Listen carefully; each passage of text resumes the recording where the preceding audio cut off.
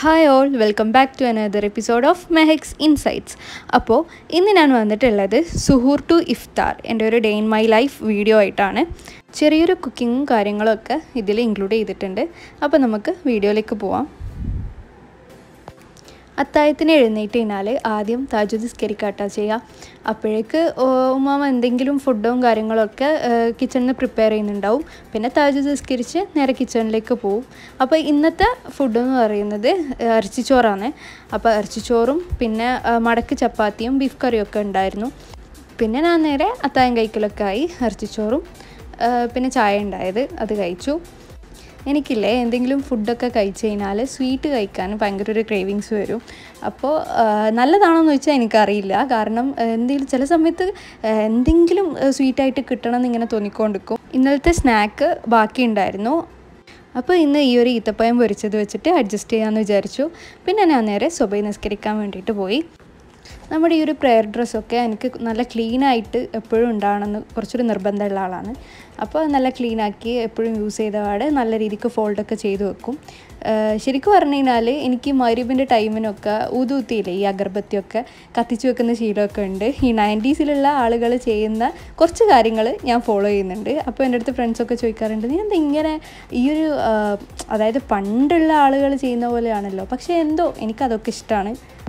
മഗ്‌രിബിൻ്റെ ടൈമൊക്കെ അതൊക്കെ കത്തിച്ച് വെക്കുമ്പോൾ എന്തോ എനിക്ക് ഇഷ്ടമാണ് അങ്ങനെയൊക്കെ ചെയ്യുന്നത്. പിന്നെ ഞാൻ സാധാരണയായിട്ട് ഓതുകയാണ് ചെയ്യുക. അപ്പോൾ ഞാൻ നിങ്ങൾക്ക് ഇന്ന് പരിചയപ്പെടുത്തുന്ന ഈ ഒരു ആപ്പ് ഉണ്ടല്ലോ, ഖുർആൻലി എന്ന് പറഞ്ഞിട്ടുള്ള ഒരു ആപ്പാണ്. ഇത് വർക്കിംഗ് വുമൻസ് അതേപോലെ തന്നെ കോളേജ് സ്റ്റുഡൻസൊക്കെ പുറത്ത് ഡെയിലി പോയി വരുന്ന ആൾക്കാരല്ലേ. അപ്പോൾ അവർക്ക് നമ്മൾ എൻ്റെ ഖുർആൻ റമദാനിൽ തീർക്കുമല്ലോ. അപ്പോൾ അവർക്ക് അങ്ങനെ യൂസ് ചെയ്യാൻ പറ്റുന്ന ഒരു ആപ്പാണ് ഇത്. എവിടെ നിന്നും നമുക്ക് എന്ത് ചെയ്യാം, ആ ഒരു ഖുർആൻ നമ്മൾ എവിടെയാണോ ഓതി വെച്ചത് അവിടെ നിന്ന് നമുക്ക് കണ്ടിന്യൂ ചെയ്യാൻ പറ്റും. ഇതിൽ നമുക്ക് എല്ലാ ഡാറ്റാസും കാണാനും പറ്റും. എത്ര ടൈം നമ്മൾ ഓതി, എത്ര ആയത്തെത്തി, എത്രാമത്തെ ജുസാണ് നമ്മളിപ്പോൾ ഉള്ളത്, അങ്ങനെയുള്ള എല്ലാ ഡീറ്റെയിൽസും കാര്യങ്ങളൊക്കെ ഇതിലുണ്ടാവും. പിന്നെ എനിക്ക് ഏറ്റവും ഇഷ്ടപ്പെട്ട കാര്യം എന്താണെന്ന് വെച്ചാൽ ഇതിൽ ട്രാൻസ്ലേഷൻ ഉണ്ട്.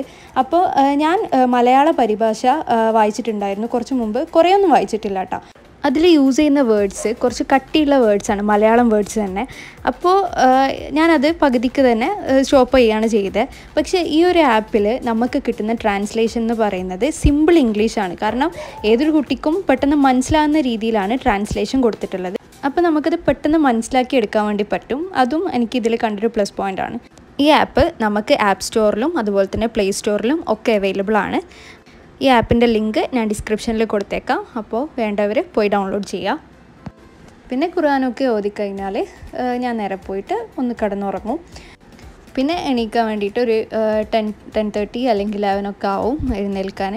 പിന്നെ നമ്മുടെ നോർമൽ പരിപാടി തന്നെ, ഒന്ന് അടിച്ചു വാരുക, ബെഡൊക്കെ ഒന്ന് മാറ്റി വിരിക്കുക, പിന്നെ തുടച്ചിടുക, ഇതൊക്കെ തന്നെയാണ് അടുത്ത പരിപാടി എന്ന് പറയുന്നത്. ഇപ്പോൾ ഇതൊക്കെ സിസ്റ്ററാണ് ചെയ്യുന്നത്. അതായത് നോമ്പിന് സിസ്റ്റർ ഈ ഒരു അടിച്ചു വാരൽ പരിപാടിയൊക്കെ ചെയ്യും. പിന്നെ ജ്യൂസൊക്കെ അവളാണ് അടിക്കുക. പിന്നെ ഉമ്മയും എൻ്റെ ഉമ്മാമ്മയും കൂടിയിട്ട് നാസ്തൻ്റെ പരിപാടിയൊക്കെ അവരാണ് ചെയ്യുക. സ്നാക്സ് 2 ഞാനാണ് ഉണ്ടാക്കാറ്. അപ്പോൾ നമ്മളങ്ങനെയാണ് ചെയ്യാറ്. പിന്നെ രാവിലെ എണീറ്റ് പിന്നെ എന്താ നെക്സ്റ്റ് പരിപാടി എന്ന് വെച്ചാൽ ലോറ് നിസ്കരിച്ചിട്ട് നേരെ നമ്മൾ കിച്ചണിൽ ഇറങ്ങും. അപ്പോൾ നിങ്ങളിപ്പോൾ കണ്ടുകൊണ്ടിരിക്കുന്ന പോലെ ഇന്ന് നമ്മളുടെ സ്നാക്ക് വന്നിട്ട് കായ്പോളയും ബ്രെഡ് നിറച്ചതുമാണ്. സത്യം പറഞ്ഞാൽ ഈ ഒരു റെസിപ്പി ഷെയർ ചെയ്യാമെന്നുള്ള ആ ഒരു തോട്ട് എനിക്കില്ലായിരുന്നു. കാരണം ഇതെനിക്ക് വലിയ ഇഷ്ടമുള്ള പരിപാടിയല്ല. അതായത് ഈ കുക്കിംഗ് വീഡിയോസ് റെസിപ്പി ഷെയർ ചെയ്യുക എന്നുള്ളത്. ഞാൻ കുക്ക് ചെയ്യാൻ എനിക്ക് ഭയങ്കര ഇഷ്ടമാണ്. അത്യാവശ്യം ഞാനെല്ലാം കുക്ക് ചെയ്യും. പക്ഷേ അതൊരു വീഡിയോ ആയിട്ട് ഇടാൻ ഇഷ്ടമുണ്ടോയെന്ന് വെച്ചാൽ അത് വലിയ ഇഷ്ടമല്ല. അപ്പോൾ ഞാൻ ഇതിൻ്റെ എന്താ പറയുക, ഡീറ്റെയിൽഡ് ആയിട്ടൊന്നും കാണിക്കുന്നില്ല. ജസ്റ്റ് എന്തെങ്കിലും ഞാൻ സ്പെഷ്യലായിട്ട് എന്തെങ്കിലും ചെയ്യുന്നുണ്ടെങ്കിൽ, എന്തെങ്കിലും ഒരു ഇൻഗ്രീഡിയൻ്റ് ഇടുന്നുണ്ടെങ്കിലൊക്കെ ഞാൻ ജസ്റ്റ് പറഞ്ഞുതരാം എന്ന് വിചാരിച്ചു. കായ്പോളയ്ക്ക് വേണ്ടിയിട്ടുള്ള പഴമൊക്കെ ഞാൻ മുറിച്ച് വെച്ചിട്ടുണ്ട്. പിന്നെ ഞാൻ വിചാരിച്ചു ഈ മസാല ഉണ്ടാവുമല്ലോ, അതായത് ഈ ബ്രെഡ് നിറച്ചതിൻ്റെ ആ മസാലയ്ക്ക് വേണ്ടിയിട്ടുള്ള ഉള്ളിയൊക്കെ ഒന്ന് മുറിച്ചെടുക്കാമെന്ന് വിചാരിച്ചു. ഞാൻ എന്തെങ്കിലും ചെയ്യുമ്പോൾ ഈ ഉള്ളിയൊക്കെ നമ്മൾ ഈ തോല് കളഞ്ഞെടുക്കുമല്ലോ. അപ്പോൾ എൻ്റെ ഉമ്മാമൊക്കെ പറയും ഇങ്ങനെയല്ല ചെയ്യേണ്ടത്, കാരണം നമ്മൾ ചെയ്തു വന്ന ഒരു രീതിയുണ്ട്, അങ്ങനെ ചെയ്യണം എന്നെല്ലാം പറയും. പക്ഷേ എനിക്ക് ആ ഒരു രീതി ഫോളോ ചെയ്യുമ്പോൾ സ്പീഡായിട്ട് ചെയ്യാനേ പറ്റില്ല. അപ്പോൾ ഞാൻ എൻ്റേതായ രീതിക്കാണ് എൻ്റെ കാര്യങ്ങളൊക്കെ ചെയ്യുക കുക്കിങ്ങിൽ. അപ്പോൾ അങ്ങനെയൊക്കെയാണ് കാര്യങ്ങൾ. നമുക്ക് നമ്മളേതായ ഒരു രീതി ഉണ്ടാവുമല്ലോ. അതിപ്പോൾ ഏതൊരു കാര്യത്തിലാണെങ്കിലും ആ ഒരു രീതി ഫോളോ ചെയ്യുന്ന ആളാണ് ഞാൻ. അപ്പോൾ അവർ ചെയ്യുന്ന ആ ഒരു രീതി ചെയ്യുമ്പോൾ എനിക്ക് സത്യം പറഞ്ഞാൽ എന്തോ ആ ഒരു സ്പീഡ് കിട്ടില്ല. അപ്പം ഞാൻ എൻ്റേതായ രീതിയിൽ പോവും.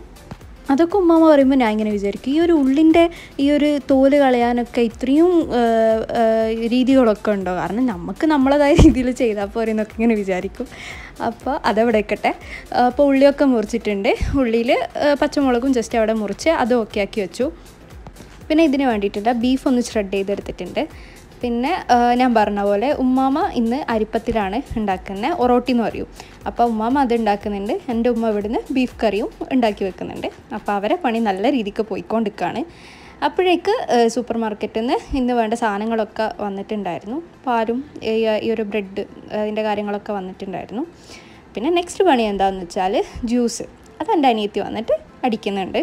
അപ്പോൾ അവൾ വന്നിട്ട് അവളെ പണിയൊക്കെ കൃത്യമായിട്ട് ചെയ്യുന്നുണ്ട്. ഇന്ന് പപ്പായ ജ്യൂസാണ് കേട്ടോ അടിക്കുന്നത്. അപ്പം അതൊക്കെ കഴിഞ്ഞു. പിന്നെ ഉമ്മാമ്മ പത്തിലൊക്കെ ഫുള്ള് ചുട്ട് വെച്ച് സെറ്റാക്കി വെച്ചിട്ടുണ്ട്. ആദ്യമൊന്നും എനിക്ക് കുക്കിംഗ് തീരെ അറിയില്ലായിരുന്നു. അതായത് ഒരു 10th +1 +2 ഒക്കെ ആയപ്പോൾ ഒന്നും ഇങ്ങനെ അറിയില്ല, എന്തായാലും ചെറുതൊക്കെ ചെയ്യുമായിരുന്നു. പക്ഷേ പിന്നെ ഞാൻ ഡിഗ്രി ഫസ്റ്റ് ഇയറൊക്കെ ആയപ്പോഴാണ് ഇതിലേക്ക് കുറച്ച് നല്ല രീതിക്ക് ഇറങ്ങിയത്, കുക്കിംഗ് കാര്യങ്ങളൊക്കെ. കാരണം ഉമ്മാനിലേക്ക് പോയതോടുകൂടി ഞാൻ കുറച്ചും കൂടി കുക്കിങ്ങിൽ കുറച്ച് ഇൻവോൾവ് ആവാൻ തുടങ്ങി. അപ്പോൾ അങ്ങനെ ഇപ്പോൾ അത്യാവശ്യം പിടിച്ച് നിൽക്കാനുള്ള കുക്കിങ്ങൊക്കെ എനിക്കറിയാം. അപ്പോൾ ഇനി നമുക്ക് കുറച്ച് നെയ്യ് ഒഴിച്ചിട്ട് ഈ ഒരു ഉള്ളിയും പച്ചമുളകും ഒന്ന് വാട്ടിയെടുക്കാം. അപ്പോൾ ഒന്ന് വാട്ടിയെടുക്കുന്നുണ്ട്. പെട്ടെന്ന് വാടി വരാൻ നമ്മൾ കുറച്ച് ഉപ്പിട്ട് കൊടുക്കുമല്ലോ. അപ്പോൾ അങ്ങനെ കുറച്ച് ഉപ്പും കൂടി ഇട്ട് കൊടുത്ത് ജസ്റ്റ് ഒന്ന് വഴറ്റിയെടുക്കുന്നുണ്ട്. അപ്പോൾ കറിവേപ്പില ഫ്രിഡ്ജിൽ ഉണ്ടായിരുന്നു, ഷോപ്പിൽ നിന്ന് വാങ്ങിച്ച.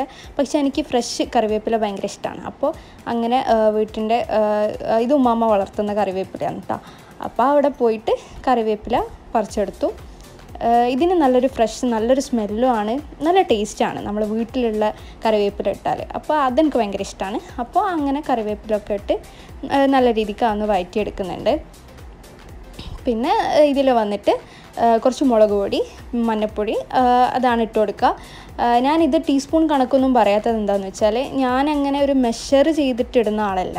എന്താ പറയുക, കൈക്കണക്ക് എന്നൊക്കെ പറയൂലേ, അങ്ങനെയാണ് ഞാൻ ചെയ്യാറ്. അതുകൊണ്ടാണ് ഞാൻ മെഷർമെൻറ്റ് കറക്റ്റ് പറയാത്തത്. പിന്നെ ഞാൻ ഇങ്ങനെ മസാല ഒക്കെ ഉണ്ടാക്കുന്ന ടൈമിൽ എന്താ ചെയ്യാന്ന് വെച്ചാൽ കുറച്ചും കൂടി ടേസ്റ്റി ആവാൻ വേണ്ടിയിട്ട് മല്ലിപ്പൊടിയില്ലേ, മല്ലിപ്പൊടി നമ്മൾ ഗരം മസാലനേക്കാളും കുറച്ച് കൂടുതൽ അളവിൽ കുറച്ച് മല്ലിപ്പൊടിയും കൂടി ഇടും. ഇപ്പം ഞാൻ ബീഫ് ഷ്രെഡ് ചെയ്തിട്ടിട്ടുണ്ട്. അപ്പോൾ മല്ലിപ്പൊടിയും പിന്നെ കുറച്ച് അതുപോലെ തന്നെ ഗരം മസാലയാണ് ഇടുക. നമ്മൾ ബീഫ് ചിക്കനൊക്കെ ചെയ്യുന്ന സമയത്ത് നമുക്ക് ഈ ഒരു മല്ലിപ്പൊടി യൂസ് ചെയ്യാം. പിന്നെ പ്രോൺസൊക്കെ ചെയ്യുമല്ലേ, അപ്പോൾ നമ്മൾ ഈ മല്ലിപ്പൊടി യൂസ് ചെയ്താൽ വലിയ ടേസ്റ്റ് ഉണ്ടാവില്ല. അപ്പം ബീഫും ചിക്കനൊക്കെ ചെയ്യുന്ന സമയത്ത് കുറച്ച് മല്ലിപ്പൊടിയും ഗരം മസാലയും കൂടി ഇട്ട് കഴിഞ്ഞാൽ നല്ല രസമായിരിക്കും. അപ്പോൾ അങ്ങനെ ചെയ്ത് നോക്കാം കേട്ടോ. അപ്പോൾ ഞാൻ പറഞ്ഞ പോലെ തന്നെ കുറച്ച് മല്ലിപ്പൊടിയും ഗരം മസാലയും ഒക്കെ ഇട്ടിട്ടുണ്ട്. ജസ്റ്റ് ഒന്ന് വഴറ്റിയെടുക്കുകയാണ്. അപ്പം നമ്മുടെ മസാല ഇവിടെ റെഡി ആയിട്ടുണ്ട്. ഇനി നെക്സ്റ്റ് ഇതിനുള്ള എഗ്ഗ് ബോയിൽ ചെയ്തെടുക്കണമല്ലോ. അപ്പോൾ ഉമ്മ പറഞ്ഞു ഞാൻ എഗ്ഗ് ബോയിൽ ചെയ്യാൻ വെക്കാം. പിന്നെ ഈ ബ്രെഡും ഉമ്മ സെറ്റാക്കി തരാമെന്ന് പറഞ്ഞു. അതെന്താണെന്ന് വെച്ചാൽ നമ്മൾ ഈ കുക്കിംഗ് വീഡിയോ ഒക്കെ എടുക്കുമ്പോൾ നമ്മൾ സാധാരണ പ്രിപ്പയർ ചെയ്യുന്ന ടൈമിനേക്കാളും കുറച്ച് കൂടുതൽ ടൈം ആവും. അപ്പോൾ നമുക്ക് ഇഫ്താറിനേക്ക് കറക്റ്റ് ടൈമിനേക്ക് സ്നാക്സ് ആവണമല്ലോ. അപ്പോൾ ഉമ്മ അത് രണ്ടും ഉമ്മ ചെയ്തു തരാമെന്ന് പറഞ്ഞു. പിന്നെ ഞാൻ അവിടെയൊക്കെ ജസ്റ്റ് ഒന്ന് ക്ലീൻ ചെയ്തിട്ടു. പിന്നെ ഞാൻ വിചാരിച്ചു കായ്പോളൻ്റെ എഗ് മിക്സില്ലേ അത് റെഡിയാക്കാമെന്ന് വിചാരിച്ചു. ഞാനൊരു 6 മുട്ടയാണ് ഇതിന് വേണ്ടിയിട്ട് എടുത്തിട്ടുള്ളത്. അതിൽ ഞാൻ 5 സ്പൂണാണ് പഞ്ചസാര ഇടുക, 5 ടീസ്പൂൺ പഞ്ചസാര ഇടും. അതെനിക്ക് കറക്റ്റ് ഒരു മെഷർമെൻ്റ് ആയിട്ട് വരാറുണ്ട്. ഞാൻ അധികവും കായ്പോള ഉണ്ടാക്കുമ്പോൾ സ്വീറ്റ്നെസ് കറക്റ്റായിരിക്കും. പിന്നെ അതുപോലെ തന്നെ ഞാൻ ഇടാറുള്ളത് 1 സ്പൂണോളം മൈദ ഇടാറുണ്ട്. മൈദ നമുക്ക് അതിൻ്റെ ഒരു കൺസിസ്റ്റൻസി കറക്റ്റായിട്ട് കിട്ടും, പോളയുടെ ആ കൺസിസ്റ്റൻസി. അപ്പോൾ മൈദയും ഇടാറുണ്ട്. പിന്നെ എല്ലാവരും ചെയ്യുന്ന പോലെ തന്നെ കുറച്ച് പാലും ഏലക്കാപ്പൊടി ഉണ്ടല്ലോ, ഏലക്കാപ്പൊടിയും ഇട്ടിട്ട് ജസ്റ്റ് മിക്സിയിലൊന്ന് അടിച്ചെടുക്കുകയാണ് ചെയ്യുക. ഏലക്കാപ്പൊടി ഞാൻ റമദാൻ ആയതുകൊണ്ട് തന്നെ കുറച്ചധികം പൊടിച്ച് വെച്ചിട്ടുണ്ടായിരുന്നു. കാരണം നമുക്ക് ചായയിലൊക്കെ നമുക്കധികം യൂസ് ചെയ്യുന്നത് കൊണ്ട് തന്നെ ഏലക്കാപ്പൊടി കുറച്ചധികം പൊടിച്ച് വെച്ചുകൊണ്ട് അതിടുന്നുണ്ട്. പിന്നെ അത് ഫ്രിഡ്ജിൽ സ്റ്റോർ ചെയ്യുകയാണ് ചെയ്യുക. അപ്പോൾ ഇതൊക്കെ വെച്ചിട്ടാണ് നമ്മൾ ഈ ഒരു എഗ് മിക്സ് റെഡിയാക്കുന്നത്. ഇനി ഞാനിതൊന്ന് മിക്സിയിലൊന്ന് അടിച്ചെടുത്തിട്ട് വരാം. അപ്പോൾ നമുക്ക് മിക്സിയിൽ ഇതൊന്ന് അടിച്ചെടുക്കാം. ഞാനൊരു ഇൻഗ്രീഡിയൻറ്റ് വിട്ടുപോയിട്ടുണ്ടായിരുന്നു, അതായത് സോൾട്ട് ഇടാൻ മറന്നു. ഒരു പിഞ്ച് സോൾട്ടും കൂടി ഇട്ട് കൊടുക്കുന്നുണ്ട്, നമ്മുടെ സ്വീറ്റ്നെസ് ബാലൻസ് ചെയ്യാൻ വേണ്ടിയിട്ടാണ്. അപ്പോൾ ഇത് ഞാൻ അടിച്ചെടുത്തു. പിന്നെ ഞാൻ നേരെ പോയിട്ട് ഈ പഴം മുറിച്ച് വെച്ചിട്ടുണ്ടായിരുന്നല്ലോ കായ്പോളക്ക്, അപ്പോൾ അതൊന്ന് വറുത്തെടുക്കാമെന്ന് വിചാരിച്ചിട്ട് കുറച്ച് നെയ്യിൽ പഴം ഇട്ട് വെച്ചിട്ട് ജസ്റ്റ് തീ ഒന്ന് കുറച്ച് വെച്ചു. എന്നിട്ട് ഞാൻ ഈ അപ്പം നിറച്ചതിൻ്റെ നമ്മുടെ ബാക്കിയുള്ള പരിപാടികളുണ്ടല്ലോ അത് ചെയ്യാമെന്ന് വിചാരിച്ചു. ഈ ഒരു എഗ്ഗിൻ്റെ മിക്സിൽ യൂഷ്വലി എല്ലാവരും ചെയ്യുന്ന പോലെ തന്നെ കുറച്ച് സോൾട്ട്, പെപ്പർ, അതുപോലെ തന്നെ മല്ലിയിലയിൽ അതും കൂടി ജസ്റ്റ് ചെറുതായിട്ടൊന്ന് മുറിച്ചിട്ട് ഒന്ന് മിക്സ് ചെയ്തെടുക്കുന്നുണ്ട്. അപ്പോഴേക്ക് നമ്മുടെ പഴമൊക്കെ വറുത്ത് കോരിയെടുത്തിട്ടുണ്ട്. ഇത് രണ്ടും ഒരേ സമയം നമുക്ക് നടക്കുമല്ലോ, അപ്പോൾ അതുകൊണ്ടാണ് അങ്ങനെ ചെയ്തത്. അപ്പോൾ ഉമ്മ ബ്രെഡൊക്കെ സെറ്റാക്കി വെച്ചതുകൊണ്ട് നമ്മുടെ പണി കുറച്ചുകൂടി എളുപ്പമായി. പിന്നെ ഞാൻ അതിലേക്ക് മസാല ഒക്കെ നിറക്കലാണ്. മസാലയും പിന്നെ ആ മുട്ടയും വെച്ചിട്ട് അത് ഒന്ന് ഫില്ല് ചെയ്തെടുത്തു. ഞാൻ കുക്ക് ചെയ്യുന്ന സമയത്തെല്ലാം ഇങ്ങനെ ആലോചിക്കാറുണ്ട് കേട്ടോ. കാരണം ചെറുതിലേ നമ്മൾ കേൾക്കും കുക്കിംഗ് ഭയങ്കര പണിയാണ്, അതായത് പെട്ടെന്നൊന്നും ആർക്കും റെഡിയായി വരില്ല, അങ്ങനെ ഇങ്ങനെയെന്നൊക്കെ ചെറുതിലേ കേൾക്കാറുണ്ട്. അപ്പോൾ കുക്കിങ്ങിനെ കുറിച്ചിട്ട് നമുക്ക് കിട്ടുന്ന ആ ഒരു ഇമേജേ ഭയങ്കര എന്തോ ഒരു വലിയ കാര്യമായിട്ടാണ്. അതുകൊണ്ടായിരിക്കും കുറേ ആളുകൾ കുക്കിങ്ങിലേക്ക് ഇറങ്ങാൻ മടിക്കുന്നുണ്ടാവുക, അതായത് എന്നെക്കൊണ്ട് പറ്റുമോ എന്നുള്ള രീതിക്ക്. ഞാൻ കുക്കിംഗ് ചെയ്തു തുടങ്ങിയപ്പോൾ എനിക്ക് പേഴ്സണലി തോന്നിയൊരു കാര്യമാണ്. ശരിക്കും പറഞ്ഞാൽ കുക്കിങ്ങൊക്കെ എല്ലാവർക്കും ചെയ്യാൻ പറ്റുന്ന കാര്യമേ ഉള്ളൂ. നമ്മൾ ജസ്റ്റ് ഒന്ന് സ്പീഡാക്കി ഓരോ കാര്യങ്ങൾ ഒന്ന് മനസ്സിലാക്കി ചെയ്ത് കഴിഞ്ഞാൽ കുക്കിങ്ങൊക്കെ എളുപ്പമല്ലേ. അപ്പം ഞാൻ ഇങ്ങനെ ചിന്തിക്കാറുണ്ട്, എന്തിനാ ഇതിന് ഇത്ര ഹൈപ്പ് കൊടുക്കുന്നത് കുക്കിങ്ങിൻ്റെ കാര്യം എന്ന് ഞാൻ ഇങ്ങനെ ചിന്തിക്കാറുണ്ട്. പിന്നെ അൽഹംദുലില്ലാ അത്യാവശ്യം ആക്കിയ ഫുഡൊക്കെ കുറച്ച് ടേസ്റ്റി ആയിട്ട് വരാറുണ്ട്. പിന്നെ ഇതാ നമ്മളിപ്പോൾ ആ ഒരു ബ്രെഡൊക്കെ ഒന്ന് ആ ഒരു മിക്സിലിട്ടിട്ട് ജസ്റ്റ് ഒന്ന് പൊരിച്ചെടുക്കുകയാണ് ചെയ്യുന്നത്. ജസ്റ്റ് ഒരു ഷാലോ ഫ്രൈ പോലെ അങ്ങനെയാണ് പൊരിക്കുന്നുള്ളൂ. അപ്പം ജസ്റ്റ് എല്ലാ ഭാഗവും ഒന്ന് മുരിഞ്ഞു വന്നാൽ കോരി മാറ്റുകയാണ് ചെയ്യുന്നത്. അപ്പോൾ നമ്മുടെ ഇഫ്താറിനേക്കുള്ള ഒരു സ്നാക്ക് ഇവിടെ റെഡി ആയിട്ടുണ്ട്. അപ്പോൾ ബ്രെഡ് നിറച്ച് ഇവിടെ സെറ്റാണ്. ഇനി നമുക്ക് കായ്പോളൻ്റെ പരിപാടി നോക്കാം. അപ്പോൾ കായ്പോളക്ക് വേണ്ടിയിട്ടുള്ള പാത്രം ഞാൻ കഴുകി എടുത്തിട്ടുണ്ട്. പിന്നെ നമ്മുടെ എഗ്ഗിൻ്റെ മിക്സും റെഡിയാണല്ലോ. അപ്പോൾ നമുക്കൊന്നും നോക്കാനില്ല, നമുക്ക് നേരെ അത് കുക്ക് ചെയ്യാം. അപ്പോൾ ഇത് കുക്ക് ചെയ്യുന്നതിൻ്റെ മുമ്പ് സാധാ ഒരു അടപ്പുണ്ടല്ലോ അതൊന്ന് വെക്കുന്നുണ്ട് ഈ പാത്രത്തിൻ്റെ താഴെ, അതായത് അടി കരിയാതെ കിട്ടാൻ വേണ്ടിയിട്ടാണ് ഇങ്ങനെ ചെയ്യുന്നത്. പിന്നെ കുറച്ച് ഓയിലും ഗീയും കൂടിയിട്ട് ജസ്റ്റ് ഒന്ന് സ്പ്രെഡ് ചെയ്ത് കൊടുക്കുന്നുണ്ട്. ഇത് സ്പ്രെഡ് ചെയ്യുന്നത് എന്തിനാണെന്ന് വെച്ചാൽ നമുക്ക് പെട്ടെന്ന് തന്നെ വിട്ട് കിട്ടാൻ വേണ്ടിയിട്ടാണ് ഈ ഒരു പോള ഈ ഒരു പാത്രത്തിൽ നിന്ന്. അപ്പോൾ നമുക്ക് ഈ ഒരു എഗ്ഗിൻ്റെ മിക്സ് ഇതിലൊഴിച്ച് കൊടുക്കാം. പിന്നെ നമുക്കിതിന് കാര്യമായിട്ട് വലിയ പണിയൊന്നുമില്ല. നമ്മൾ വറുത്ത് കോരി വെച്ചിട്ടുള്ള പഴം ഉണ്ടല്ലോ അത് അത്യാവശ്യം കുറച്ച് പഴുത്ത പഴമാണ് ഞാൻ യൂസ് ചെയ്തിട്ടുള്ളത്. അത് കുറച്ചും കൂടി ടേസ്റ്റി ആയിരിക്കും അത് യൂസ് ചെയ്യുന്ന സമയത്ത്. അപ്പോൾ അത് നമുക്ക് ഇതിലേക്ക് ഇട്ട് കൊടുക്കാം. ഞാൻ കുറച്ച് കിസ്മിസും അതുപോലെ തന്നെ കാഷ്യൂ നട്ടും ഒന്ന് റോസ്റ്റ് ചെയ്തിട്ടുണ്ടായിരുന്നു, അതും കൂടി ഇതിലേക്ക് ഇട്ട് കൊടുത്തിട്ടുണ്ട്. പിന്നെ ഇതൊന്ന് അടച്ച് വെച്ചിട്ടുണ്ട്. ഒരു 35 മിനിറ്റ്സ് കൊണ്ട് ഇത് റെഡിയാവും. പിന്നെ ഞാൻ നേരെ കുളിക്കാൻ വേണ്ടിയിട്ട് പോയി. കുളിച്ച് കഴിഞ്ഞ് വന്നിട്ട് അസർ നിസ്കരിക്കാൻ വേണ്ടി കയറി. ഞാൻ ഉമ്മാൻ്റെ അടുത്ത് പറഞ്ഞിട്ടുണ്ടായിരുന്നു കായ്പോളയുടെ ഒന്ന് ശ്രദ്ധിക്കണമെന്ന് പറഞ്ഞിട്ടാണ് ഇങ്ങോട്ടേക്ക് വന്നത്. അതുകൊണ്ട് കുഴപ്പമില്ല, ഉമ്മ നോക്കിക്കോളൂ. പിന്നെ അങ്ങനെ നിസ്കരിച്ചിട്ട് നേരെ പിന്നെ അടുക്കളയിലേക്ക് തന്നെ പോയി. അപ്പോൾ നമ്മുടെ കായ്പോള ഇവിടെ റെഡിയായി വന്നിട്ടുണ്ട്. അപ്പോൾ ഞാൻ ഒന്ന് ടൂത്ത് പിക്ക് വെച്ചിട്ട് നോക്കുന്നുണ്ട് വേവൊക്കെ കറക്റ്റ് ആണെന്ന്, കുഴപ്പമൊന്നുമില്ല. അപ്പോൾ ഞാൻ വിചാരിച്ചു ഇനി നേരെ ഒന്ന് ഇത് പ്ലേറ്റിലേക്ക് മാറ്റണമല്ലോ, അപ്പോൾ അങ്ങനെ പ്ലേറ്റിലേക്ക് ഫ്ലിപ്പ് ചെയ്യാമെന്ന് വിചാരിച്ചു. അപ്പോൾ ഇതാ നമ്മൾ ഫ്ലിപ്പ് ചെയ്യുന്നുണ്ട്. അടിയൊന്നും വലുതായിട്ട് കരിഞ്ഞിട്ടൊന്നുമില്ല, കറക്റ്റായിട്ട് തന്നെ വന്നിട്ടുണ്ട്. ഇനി നമുക്ക് ജ്യൂസും കാര്യങ്ങളൊക്കെ ഒന്ന് സെറ്റ് ചെയ്യാം. അപ്പം ഗ്ലാസ്സിൽ ജ്യൂസൊക്കെ ഒന്ന് ഒഴിച്ച് വെച്ചു. പിന്നെ നമ്മുടെ 2 സ്നാക്കും കാര്യങ്ങളൊക്കെ അതും ഒന്ന് ടേബിളിൽ വെച്ചിട്ട് ഒന്ന് സെറ്റാക്കിയിട്ടുണ്ട്.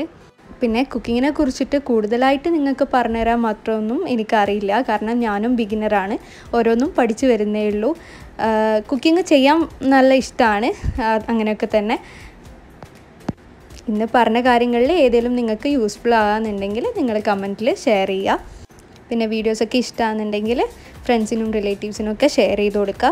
ഇൻസ്റ്റഗ്രാം അക്കൗണ്ട് ഫോളോ ചെയ്യാത്തവരാണെങ്കിൽ ഒന്ന് പോയി ഫോളോ ചെയ്യുക. മെഹക്സ് ഇൻസൈറ്റ്സ് തന്നെയാണ് അക്കൗണ്ട് നെയിം. അപ്പം നമ്മളിതാ ബാങ്കൊക്കെ കൊടുത്തു, എല്ലാവരും നോമ്പ് തുറക്കാണ്. അൽഹംദുലില്ലാ നല്ല രീതിയിൽ നോമ്പ് തുറക്കെ കഴിഞ്ഞിട്ടുണ്ട്. ഞാൻ ജ്യൂസും പിന്നെ സ്നാക്സും ഒക്കെ കഴിച്ചു. പിന്നെ ഇതൊക്കെ തന്നെയാണ് നമ്മുടെ ഇന്നത്തെ നോമ്പുതുറ വിശേഷം എന്ന് പറയുന്നത്. അപ്പോൾ വീഡിയോ ഇഷ്ടമാകുന്നുണ്ടെങ്കിൽ ലൈക്ക് ചെയ്യുക, ഷെയർ ചെയ്യുക, സബ്സ്ക്രൈബ് ചെയ്യുക. പിന്നെ നോട്ടിഫിക്കേഷൻ കറക്റ്റായിട്ട് കിട്ടാൻ വേണ്ടിയിട്ട് ഓൾ ബട്ടൺ കൂടി പ്രസ് ചെയ്യുക. അപ്പോൾ ഇതൊക്കെ തന്നെയാണ് ഇന്നത്തെ വിശേഷം. അപ്പോൾ thanks for watching my video. It's me Misa Mehak from Mehek's insights. ഇനി നെക്സ്റ്റ് ഒരു വീഡിയോ ആയിട്ട് കാണുന്നത് വരേക്കും ബൈ.